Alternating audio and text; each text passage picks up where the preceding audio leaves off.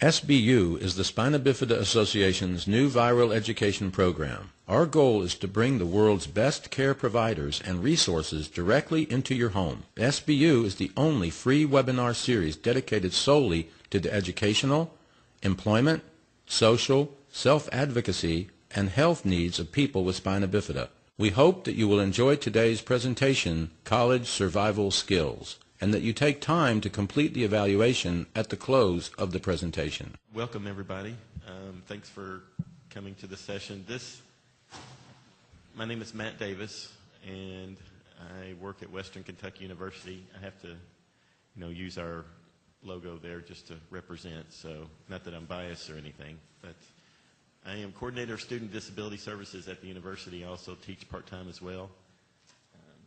This is probably my third conference that I've done this. And it was interesting because my first year that I attended a session similar to this, but it was a little bit different.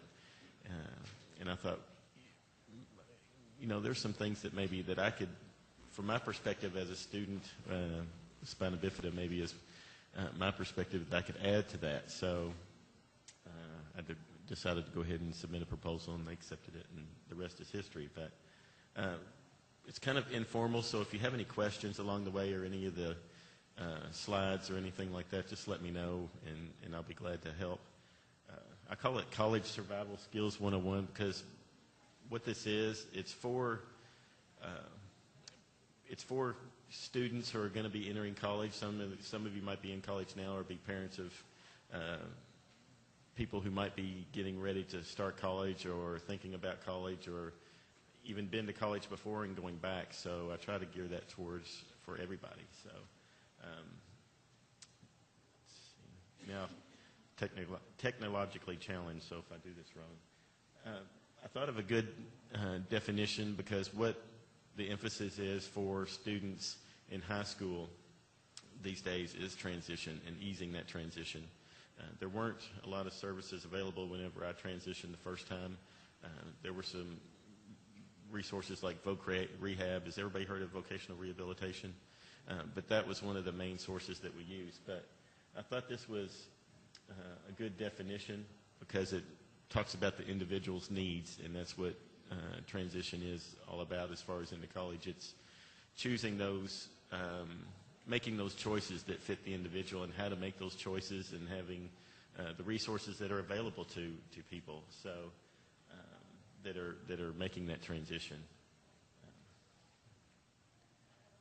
This is some of the things that I'm going to talk about. Some of it you may not understand now, but I'll explain later. But it's just an overview. One of the most important things I bet you can't tell that is self-advocacy is a real important piece to this. And that's because most of the people entering college are young adults, and a lot of times in high school, they've had those services readily available. But oftentimes when someone, a young adult or an adult with spina bifida comes to college, they have to ask for things. They're not automatically going to seek you out, so you have to at least ask for services a lot of times. So we're going to talk about maybe even the self-advocacy fits into each category, really. But I want to teach parents and prospective students how to get prepared for making that transition. So that's all about these different, what I'm going to talk these different sections. And if, like I said, if you guys have any questions, just let me know. And sometimes I tend to just get off track and to maybe ramble, but I try to focus in. So as far as the self-advocacy piece, one of the big things for when I meet with students and parents a lot who are thinking about, Western WKU, or they're just, visiting colleges. And oftentimes when I meet with a student and parent, it's a challenge for me to even talk to the student because the parent's answering all the questions. So that's something that is a challenge for me sometimes, but I try to focus on what the student wants. So that's what I'm talking about with students who or starting college is that you need to speak up for what you need. And you may not even know what you need, but at least you need to seek out those resources that will help you get what you need to make that transition a lot easier. One of the most surprising things, so speaking up is a major part of self-advocacy, and I would assume everybody knows what self-advocacy is. That means pretty much speaking up for yourself and being able to articulate what your needs are. When I mean what I mean by tell them what it is, it's not. A lot of times, whenever I'm in the office, I meet with a student and a parent, and oftentimes I'll have a student come in. They'll come into the office and they'll hand me their paperwork, and they'll say, "Well, my mom told me to come in here and give you this." Okay, so you'll be surprised how many people don't know how to describe. They know they've had the paperwork and they've had an IEP or a 504 plan in high school. And does everybody know what a 504 plan is in the IEP? It's a progress report for students that are in certain special ed programs. So one of the most important things with parents and with young adults with spina bifida that are entering college, you need to be able to describe what your disability is, what spina bifida is. Because oftentimes you'll meet with a person that is a disability services person for the university or community college or technical school that you might be interested in, and they may assume they know what your needs are, but if you're not able to tell them what your needs are, then that's going to be a bad start. So being able to describe what your disability is, what spina bifida is, and how it affects you and what your needs are is real important. You also need to tell them that even for parents, a lot of this right here is letting your son or daughter take over as far as the self-advocacy and letting them take that piece. But you need to, if something's not working, if they're not doing something right at the university, I see in my position as coordinator of student disability services, I see myself as one of the main contacts for that student that comes to the university, because if they get anything from meeting with me, and sometimes I'll meet with students and parents and they're just like, I can't wait to get out of here. I can't wait to get the lunch. Their parents are dragging them in here and they hate being there. But the main thing that I want them to get from me and from our office is that if you need anything, you can come here.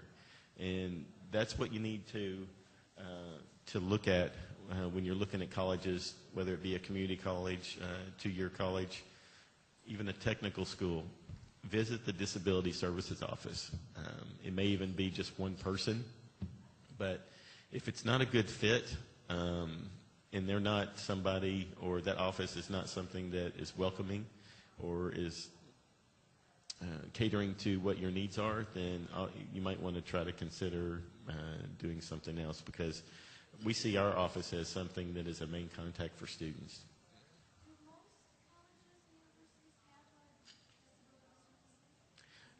In theory, yes.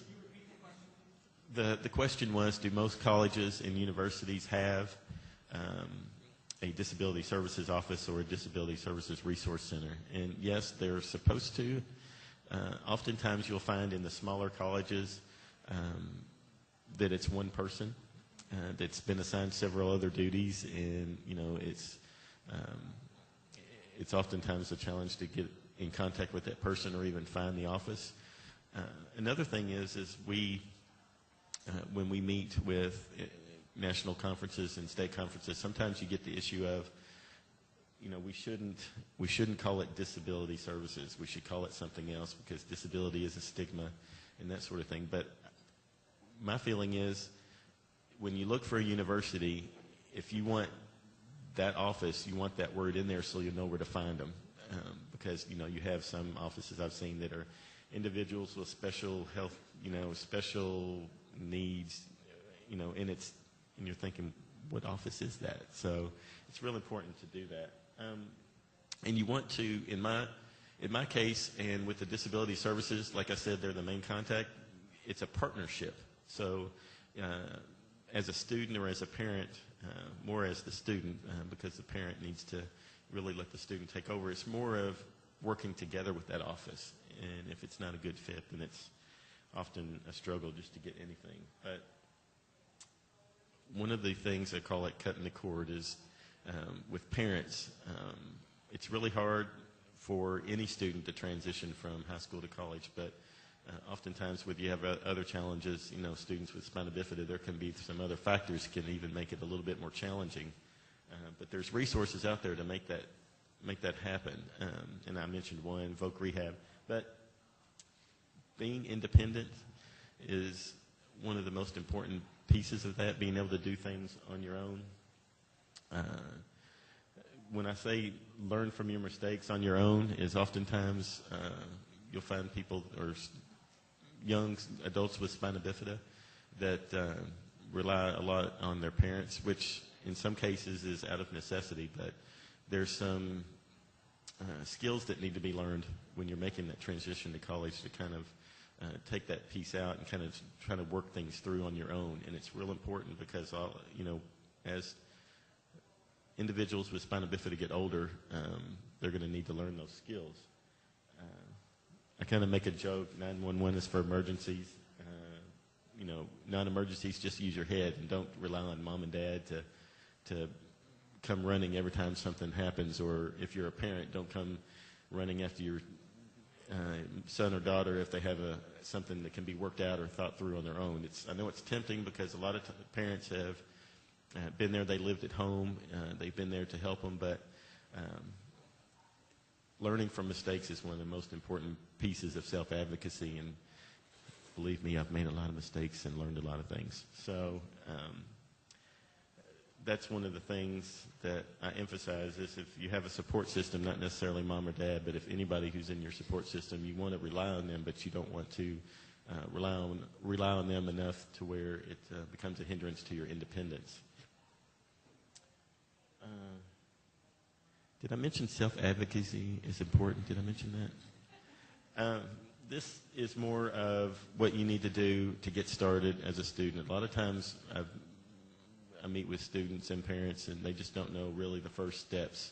What do I need to do first? And so one of the first things you want to do if your son or daughter, or if you're thinking about going to college, or you even know you want to go to college, which everybody should at least go to college or a tech school or something beyond high school, is to look at the school that you're going to. Choose some schools, visit the school.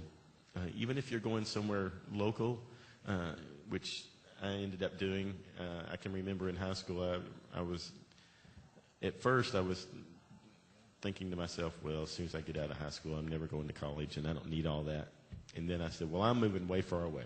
I'm going to get away from home and go somewhere. That way my parents can't tell me what to do, and ended up going in a college in my hometown.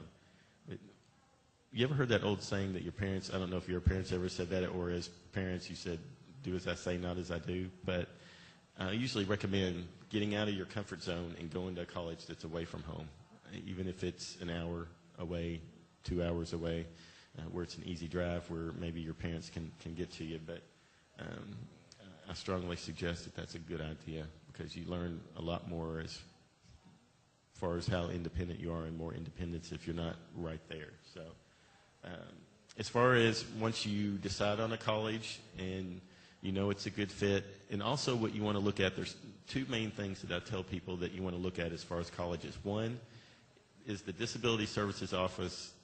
When you meet with them, does it seem like an office that's going to cater to your needs? And two, you want to look, if you're interested in a major, you want to visit that department to see if that's something that's a good fit too. Oftentimes, I would say it's a 50-50 split.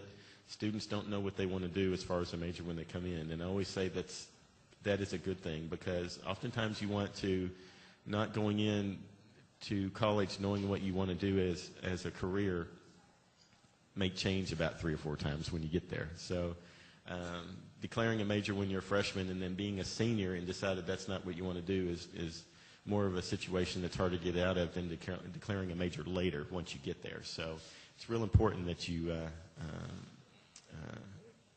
make sure that you're not so stressed out about declaring a major when you're not even in college yet. So some students that I meet with, they're juniors in high school and they're already looking at colleges and they know what to do, and that's fine as well.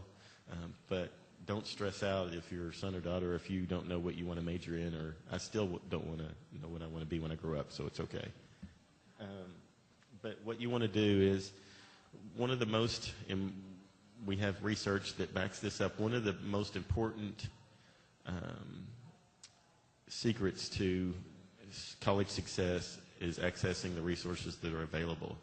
But we've also noticed that picking a good first semester core classes is real important, because if you get overwhelmed the first semester, the transition and the other things that are going on, and trying to worry about, when I first went back to college, my advisor, which wasn't much of an advisor, let me tell you, signed me up for a 300-level junior course. And it was a psychology course, and all the people in my class were upperclassmen, and I was the only freshman. Didn't end up doing very well in that class and had to drop it because everything they were talking about was over my head. So I didn't really have that good first schedule. So that's real important to have that schedule that catered to your needs. I was, in high school, I was diagnosed with a math learning disability, and often you'll see a lot of young adults with spina bifida also have been diagnosed with some type of learning disability as well. So if just, FYI, I mean, if you have, like in my case, I didn't want to jump right into, an upper level math course the first semester. You want to hit those challenges, but you want to get that transition and you want to get into college before you jump into something that's going to be really a challenge. So I eased into it and then took a math course later, once I was settled into just being a student, because that's the most important piece. What you want to do is, if you can, most of these days in college, the syllabus is printed out online. At WKU, we have something called TopNet, which is the student database. Will knows all about TopNet. So they should have something like that where you can access the course syllabus, because you want to know, first of all, logistically where the class is. I always tell this little story. Here I am. I attempted college a couple times, and I'll get into that later, but I went back. I was determined. I got my schedule. I'm doing this, and it was the first day of classes in the fall, students everywhere, and I go to my first class, and and I read the room number, and I'm looking up just like every freshman does. That's the freshman signal right there when you're doing this. That gives it away. I went around and around the building, and I asked people, I said, where's the elevator? And there was no elevator in this building, and it was on the 4th floor where there were steps. So I wasn't starting off on the right wheel, so to speak. So what I did was I contacted the Disability Services Office, and they actually moved the course to the 3rd floor, which had an entrance into the building that was level from the ground. So that's what we do with students, that we move courses. So it's just little things like that, that if you get a course syllabus and you know where your classes are going to be, then you're not so overwhelmed that first day. What we have, and oftentimes, and what we have at our university is called Master Plan. It's a week-long orientation for freshmen. They move in a week before. They get familiar with their classes. They get their books. So check with the university to see if they have something like that. That's really beneficial to a lot of freshmen coming in, so they can get oriented with campus even before the first day of classes. You want to get the course materials early so you can look over it. Even meet with your professor is recommended. Sometimes if you're coming in the fall, some professors are hard to find in the summertime.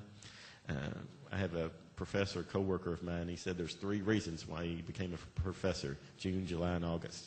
So sometimes they're hard to find, but email is always good, and you can leave messages.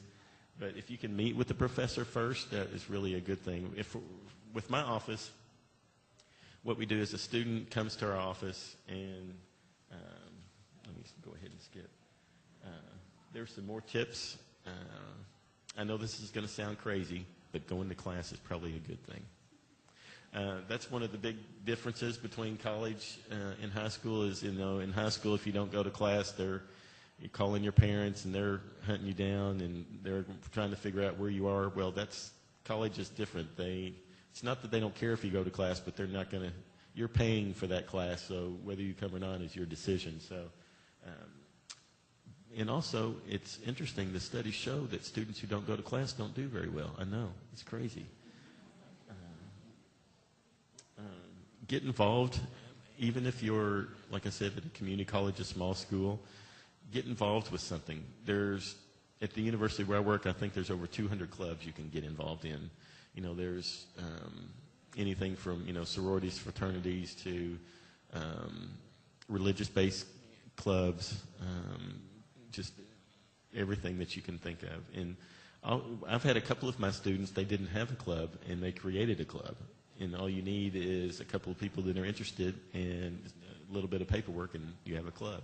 So we actually created one of my students created a hockey club. They had a roller hockey club, but we don't have any ice in Bowling Green, and he got this hockey club together and got people interested, and then they were traveling to ice where they were playing with other teams, so it was kind of interesting how it took off.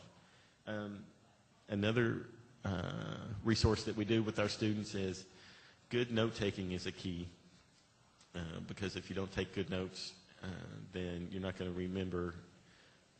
And I must admit, when I took my own notes, I would get back to my dorm room, or I'd get back home, and I would have trouble reading half of whatever the notes I took. So you want to make sure you have clear notes.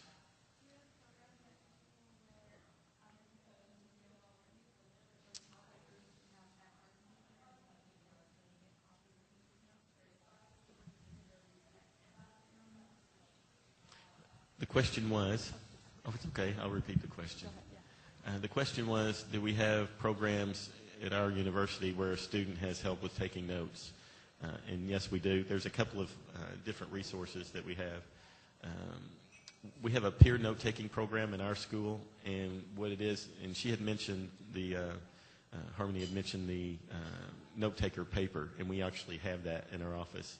It's carbonless paper where another student will take notes in the class, and it's like a carbon copy. The student can take their own notes and hand it to our student.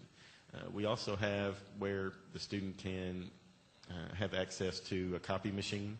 And even some of our students, they're all so high-tech these days, they'll email the notes to the student. They use like a jump drive or a thumb drive, and then they'll email the notes to the student. We also have in our university, which is becoming more popular for our hard of hearing students and some of our other students, we have captioning. It's almost like a court reporter for the classroom. It's another professional that works in our office that is typing verbatim what the professor is saying, so a student doesn't miss a lot of the things even in their notes. We give them a copy in the jump drive, and they download it in their computer, and they print off all the notes. So that's a good resource for our students as well. So we do have that.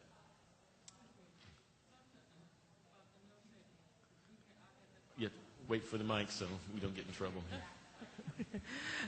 I had that problem with my daughter in her senior year, this past year. And I provided the note paper, I provided the carbon copy paper, and she took everything with her. She even took the letter stating what her needs were going to be for that class.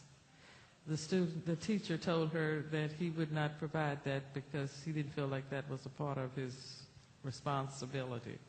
So you really have to be an advocate for your child in college, especially with special needs. Otherwise, you don't get it done. So she had to end up going to the Disability Service Department and talking with her counselor to get it corrected. Well, I'm glad she did that, because that's what I was going to suggest, is that's what we're here for. And a lot of times, at universities, especially ours, it gets to be so big. You have some professors that don't understand the process and don't understand why the student needs this.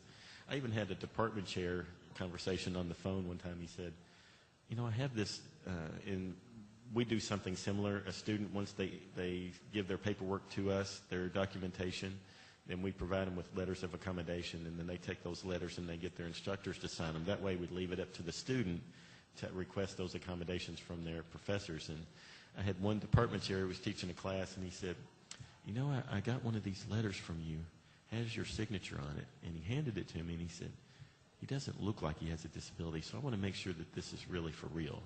And he said, does the student come up with their own accommodations? And I said, well, we have this big wheel, like Wheel of Fortune, and they just spin it. And then, no, I didn't say that. But, it's just some of the, once you explain what the process is, oftentimes they're a lot better. But you're going to have those professors that are just hard-nosed. So that's why we're there to enlighten them as to what the process is, and not in a nice way saying, you pretty much have to do that. So, and that's what goes back to that connection with the Disability Services Office. If you don't have that advocate behind you, it makes it a little bit more challenging. So, and that goes back to asking for help and that sort of thing. So, you had a question? The letters of accommodation, is that kind of standard on most university campuses where the Disability Services provides those to the student to provide to the professors in each class? And I can only speak to the state of Kentucky because I'm part of the state organization. It is.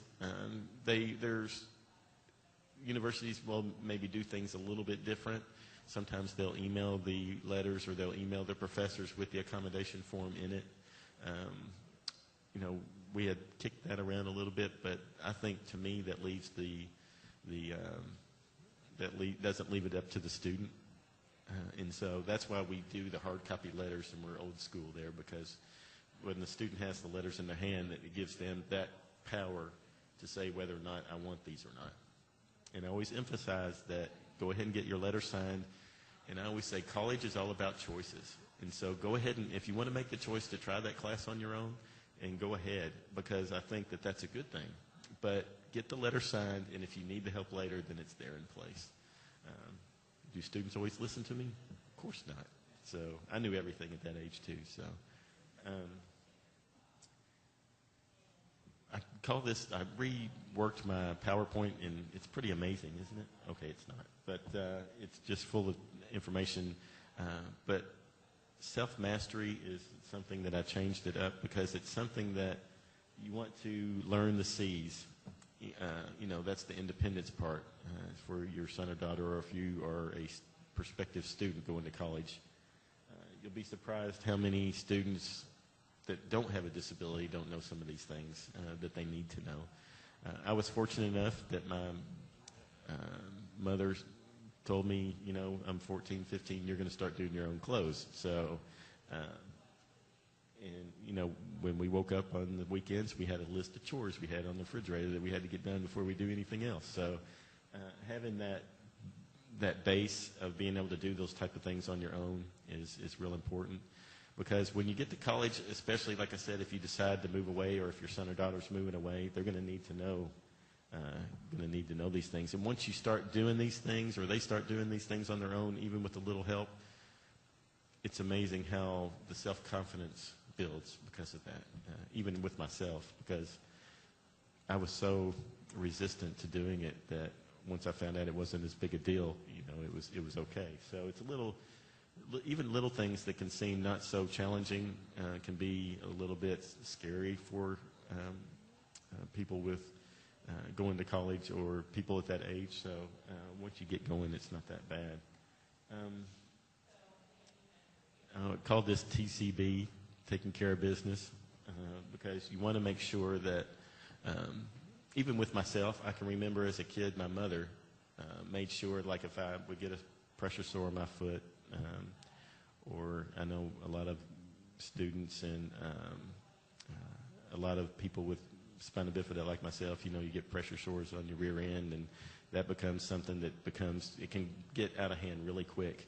And my mom always kept an eye on that. And even as a kid, I would try to hide it because I knew I wouldn't be able to go outside and play if she found out I had this sore on my foot. So, and those things can't be let go because those leads into hospital stays. Then you get out of school, and then you miss school, and then you have to withdraw. So it kind of leads one into the other. So you need to make sure that you're taking care of yourself, or at least if you're a parent, teaching them how to make sure to check those things. Like I say, pay attention to your body, or pay attention to your body. Know those signs, redness, that sort of thing, that's going to lead into something else. Because I even had setbacks where I had to go into the hospital and had to go back. So if you can avoid that sort of thing, it's real important. You know, hygiene is real important, that sort of thing. Just, you know, you guys can read that and you can tell. Keeping up with your medication, because my mom always, she would stand over me and make sure I took my medicine, you know, every night. But she didn't do that whenever I was in college, so I had to make sure that I was on that routine. And so it can be something that you can practice before, you know, with your son or daughter before they go off to college, because that is real important. You know, making sure that you're doing things right when, you know, when you're cathing and things like that, and making sure that you're in a clean, sterile, not sterile, but clean area. Because when you're at home, and I was doing it at home, I had my own setup, and you're familiar with things. You know things are clean. You know where things are. But if you're going to go off to college and you're going to live in a dorm, it's a different situation. And so you need to make sure that that area is somewhere where it's kept safe and it's kept clean and you're kept clean and that sort of thing, because that can lead into so many other issues. And what we do with my office, and you can even do this with your son or daughter if you choose, if oftentimes that they'll feel more comfortable with a private room on campus, and if you have a son or daughter that's going to go to college and they're going to live in the residence halls, you can request a private room, and legally they're not supposed to charge you for the private room rate, because it's due to working through the Disability Services Office. So you need to make sure that they're only charging you for the double occupancy rate if you're doing something like that, because that's something that they can't. If it's something that's, you know, a licensed professional has recommended that your son or daughter have that, then that's something that they aren't supposed to be doing. We corrected that at our university about 4 or 5 years ago. We found out they were doing that. So that's real important as far as those independency skills. You had a question? Yeah, on the private room, I wondered your opinion. Like our son has his own room and private bath in our home. So then goes to college in a residence hall and has that setting, and you know, I can see in some ways it might be good not to have a private room, but I just kind of wondered how other students or how the roommates, how they adapt to that situation. And that's a good question. And what we've done in the past is, and we've even had the other opposite situation where a student, not necessarily with spina bifida, but maybe used a wheelchair, wanted a roommate. Because she wanted that, it was a particular girl on our campus, wanted that college experience. And so what we did is we tried to pair her up with somebody that maybe was similar to her, obviously similar in her interests. And what we did, we gave her the opportunity. We gave them, we worked with the housing office. And we came up with probably 4 or 5 names of students that were interested, and then we had her connect with them and I guess do like an interview. And then that way we see if it was a good match, and then that way she found a roommate. And so we worked with them ahead of time to try to find somebody that was a good match.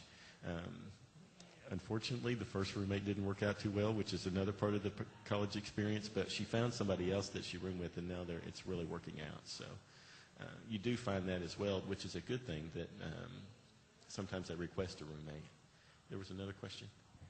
I was just going to say, I'm in college. I'm between junior and senior year, and I've had 4 roommates now. Some of them worked out, some of them didn't. Mostly people, you know, were really nice. One of the problems I've had in the past year was that I was living in a house, but I was living in a sorority house. But with certain rules that my sorority has, I had to leave to make room for other people to move in. So it's to give people a chance to live there. So I had to leave, and when I went to find a new place to live, the housing office handed me a list and said, good luck.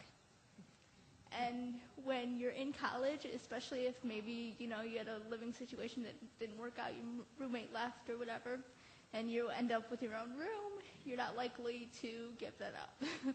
So it can be really difficult. What ended up happening was I just ran into my current roommate somewhere, like at a meal, and she ended up wanting to live with somebody else, and that's worked out really well. But yeah, it can be really interesting. Yeah, and it's just it sounds like, you know, even it's a typical, in some ways, a typical college experience. You know, roommates don't work out, and sometimes I find students that want a room with their high school friend, and I kind of make the joke that you're friends now, but let's see if you're friends at the end of the semester after you've roomed together. So sometimes that can be a bad thing. You know, rooming with a stranger can also have its benefits as well if you tend to click. So some of these things I've already talked about, but even with any student, what you want to do is, if you're researching schools, you found a school, is to seek out the financial aid piece, vocational rehabilitation, filling out the FAFSA. Does everybody know what the FAFSA is? If anybody doesn't, it's the federal financial aid form. Do that early. I know in the state of Kentucky, if you fill out the FAFSA before a certain date, you're eligible for funds through Kentucky as well. So doing it early is real important. Like I said, visit the campus, make sure that it's accessible. You would think every college would be accessible, but that's not necessarily the case a lot of times. And I must admit, not every building in our colleges or campus is totally accessible. That's just because of the age of some of the buildings. But like I said, we work around that, and that's what your Disability Services Office can help you do. And our campus is flat, isn't it, Will? Actually, you know, I make the joke that we already had the name the Hilltoppers, so they had to put the campus on a hill already. So, and it's a challenge, you know, to even for me to get students to look at the campus, because they assume they can't do it because it's on a hill. But we have accessible shuttles that run a loop of campus, and we have what we call the ADA shuttle. I love that name, the ADA shuttle. I didn't pick that name. So we have different ways of what I say of bringing down the hill. So the terrain shouldn't let that be a hindrance as to what college you choose for your son or daughter, or which one they choose, because there should be resources available to make that happen. Selecting a major is important, but like I said, if you don't do that right away, then that's not necessarily a bad thing. Being a self-advocate. Have I mentioned self-advocacy? I'll have to go back and see if that's in. Asking questions.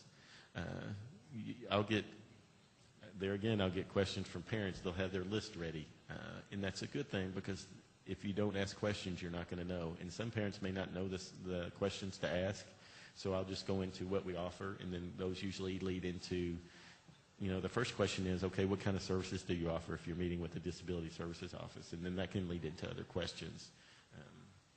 And not every Disability Services Office is the same. I'll tell you that right away. Not that all are bad or all are good, but they're not all going to be the same. As far as documentation, it's another important piece to the transition. Especially if you have a son or daughter, if you have been, you know, in a special ed program where you've been diagnosed with maybe a specific learning disability like I was, you need to make sure that documentation is up to date. What we usually require at our university, and usually it's a statewide policy, is usually the documentation needs to be within the 3 or 4 year old range. And that's with any of the psychoeducational evaluations, which is if you have been diagnosed with a learning disability, you've seen those tests before, those batteries tests. But those need to, I suggest at least the junior year getting the test redone just in case. And we also have in our office a form that we can accept a licensed professional to fill out the form that we have as well, as far as documentation. So, you know, you do have students who maybe went to a private school, or they didn't really need some of the services through high school, but they were tested in, say, 7th grade. So oftentimes we can get them to fill out that form as well. And as far as documentation, if a student, say they have, you know, we see more and more students that are non-traditional coming into college. If the documentation is older, oftentimes we can accept it for a semester, and then we give them resources to get that updated. So, but if you're working ahead, get the documentation up to date. That's really an important piece. And you want to know what your rights are as far as if you're a student, and I always say if you're a parent, it's hard not to step in, but if something goes wrong at the college, it's, you try to let them handle it. But what we do is in our packets, and I actually have some packets that I would give any student to register with my office, just so you can see some of the paperwork that we give students. I didn't put them out as handouts because I only have a limited number, but I'll be glad to show you what we give out. But we give not only just the paperwork for them to fill out and but we also give them tips that are helpful, and we also give the student our grievance procedure, which is important. So if they want to complain about us, they know exactly how to do that. So it not just follows if they want to complain about our office or they have a concern, it's through with a professor or something like that. So it's real important to know what your rights are and where you can go with a concern that you have. I just had some quotes that I thought were really interesting, and so I included those. I just think that these are really strong words to live by, and so I included little quotes that I chose. I've tweaked these over the past couple of years, but I thought that they were just really eye-catching to me. As far as the, feeding, giving a man a fish, that goes back to the self-advocacy thing. What'd you say? Oh, really? You can't see it? I'm sorry. The first quote is, avoiding danger is no safer in the long run than outright exposure. The fearful are caught as often as the bold. In other words, don't be afraid to take chances. That's what that means. And there's going to be ways you're going to, as a student or as a young adult with a spina bifida, or a non-traditional student with spina bifida, there's going to be setbacks. But learning from him and how to deal with those is the important piece. And I know most of you probably heard, give a man a fish, you have fed him for today, teach a man to fish, and you fed him for a lifetime. In other words, I see myself as not so much a disability services coordinator giving the accommodations. What I see myself is teaching self-advocacy skills to somebody else that I really didn't have that opportunity to take advantage of whenever I was in their position, because the disability services person that was there when I was there wasn't so good. So nice person, but didn't really do much. And so the last one is, the only disability in life is a bad attitude. And so that's kind of, if anybody's been around me, I have a positive attitude about just about anything. And I think if you go into things with a better attitude and more of a mature attitude as far as getting the resources that you need, then you tend to get a lot more places that way. And so sometimes you have to fight for what you want, but and sometimes you might make people mad, but to me that's not necessarily a bad thing sometimes. So, but speaking up for yourself, and look at that handsome fellow right there. So I just want to know if we have, I think, a few more minutes to ask questions.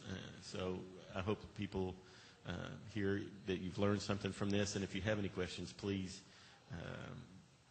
also don't hesitate to catch me later and ask me questions if you don't want to ask now. But I also wanted to mention that we're also high tech here. We also have an online audience that is going to be with us as well. So this is the first time that I've done something like that. So it's really interesting how sessions like this can not only reach people that are here at the conference, but also people that can access that information online. So it's really good that we have that, where we can spread the word, not just from here. So anybody you have a question? Do you ever travel anywhere and speak to groups of young folks? I traveled to Cincinnati this week. No, I do travel some to speak.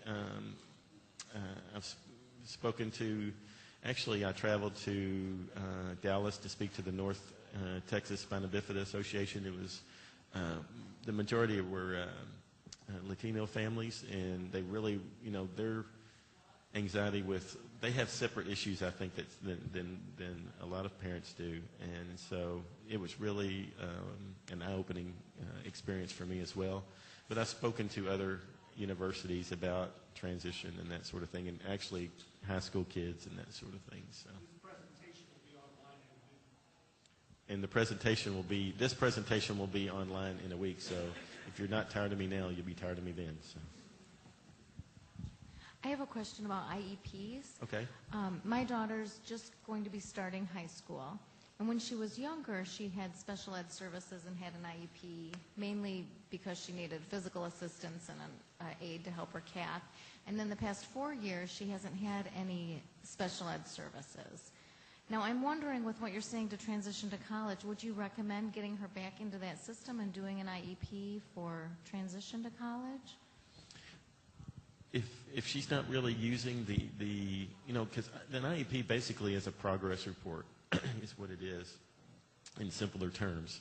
And to get those services, if she's not really needing them in high school, the most important part is the documentation itself. An IEP alone is not really considered documentation. It's, excuse me, it's a progress report. So if she has other, you know, other challenges, like I said, I have the math learning disability that I was diagnosed with.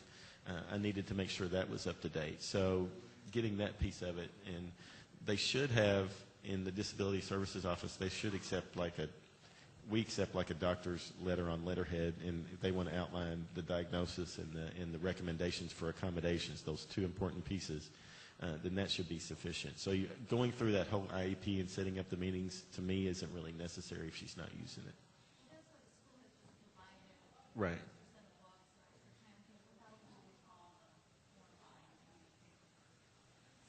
But, you know, that's another thing about visiting the Disability Services Office, where she's going to, you know, if she's thinking about attending, to see what their policies are on that. So. I have a question about postgraduate students. Our daughter has 1 year of college left and wants to go on for a master's, and will need to change schools because what she wants to go on for isn't offered where she's at. Do you have disability services for postgrad students? Oh, yes. Those same accommodations are available, should be available to students at the graduate level as well. That shouldn't change. And if they, if they're transitioning to another school, like I said to this lady here, you want to make sure to see what their policy is on the documentation, just to make sure that they don't need something that's a little bit more up to date and what they require. So, but it's not uncommon. I just wanted to make one more comment on the roommates. I think it's important to have a conversation with the roommate about like the disability and certain aspects that could be important.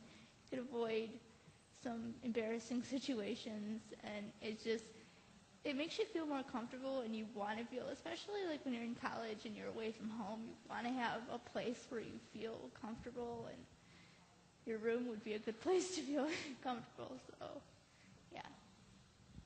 And like I said, it's all part of the college experience, and you know there's challenges with that, but it's not just because you have spina bifida. It's, students have those challenges all the time. So, and a lot of the concerns that the students come to me once they're a student there are any kind of concerns that any other student would have most of the time. So. I'm interested in your opinion. Our son's graduating from high school. Finally, somebody's interested in my opinion after all this time. Probably the only one. And the difference in your opinion for him to go to a local college and live at home his freshman year, to make a transition that way into college courses and the work, versus going off to 1 or 2 hours away to school and having that distance, that initial shock. Well, and that's a good, because it gives him an opportunity to get used to going to college courses close to home. And then what I tend to find in my office is that if we have a student who is going to we have a community college that's about a mile from campus, and I also oversee help those students as well. Oversee sounded kind of like I'm like looking over them, but I help those students as well. And so what we tend to find is if they find a niche and a major, if that's something that we don't offer, they're so, the transition from that point to when they get into maybe their second year is so huge that oftentimes they're ready to make their own decision as to what they want. So easing that transition is great as far as getting used to going to college, and then at that point deciding whether or not that he wants to move or if he wants to go to the, he'll hopefully make some friends there, and if he wants to find a friend, then he can move, on the campus. But, I started taking my basic courses at the community college and transitioned over, so it's not uncommon. I just use that get away from home as getting out of the comfort zone, basically, is why we say that or recommend that. Any other questions or comments or burning questions? Or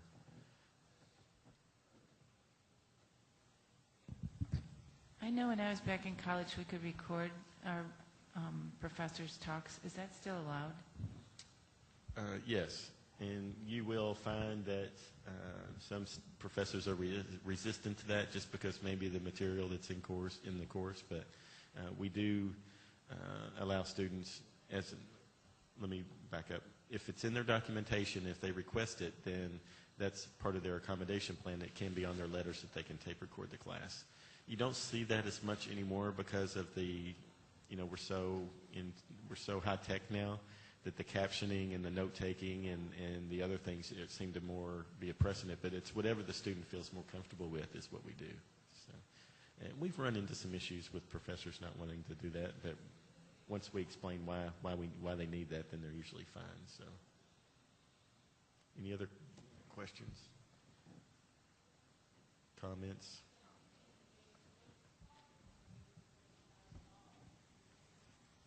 I work at a clinic that follows everybody from birth all through adulthood. And one of the big things I do is to draft the letters of accommodation for one of our doctors to sign for the college. And I recognize that a lot of folks here may not have access to a social worker or somebody, depending upon the age of the teen going off to college. But if you do have access to a social worker, I think it's what helps me and helps the doc is that parents and the student come up with their own list and just lay it out for me. And, we are real happy to everything that it's going to make them feel comfortable. Any issues with accommodation, math, if they want a private bathroom, just present it. And, my attitude is always follow the lead of the parents and the student on that. And that brings me to another point that I'd like to mention. We just created a committee, which, that's what universities do, is create committees. Is that also if your son or daughter, if you have maybe a diagnosis with a learning disability in math, if they have strong documentation, we don't want that to be a hindrance to them to getting a degree. So sometimes they can request a course substitution, and so that's something that sometimes it's a well-hidden secret at universities. They don't want you to know, but you can do that. Oftentimes it's require with the documentation, you can request a course substitution if there's a challenge for your son or daughter in that area or for you. Any other questions? You guys are too loud. So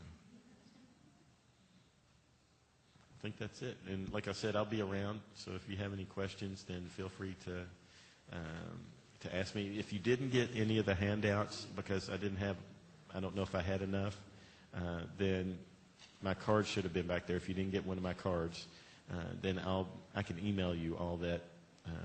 Like the booklet that I had, I can email that to you, and then you can print it out, or I can send you a hard copy if you don't have that. Thanks. Thank you for attending this session. Because meeting your needs is important to us, we need your feedback on this presentation. Please take a few moments to complete our evaluation, which can be located by clicking on the Clicking Here hyperlink on your screen. It will only take a few clicks of your mouse to provide us information to make the SBU experience better for you and others. If you have any questions relating to SBU, please contact us at sbu@sbaa.org.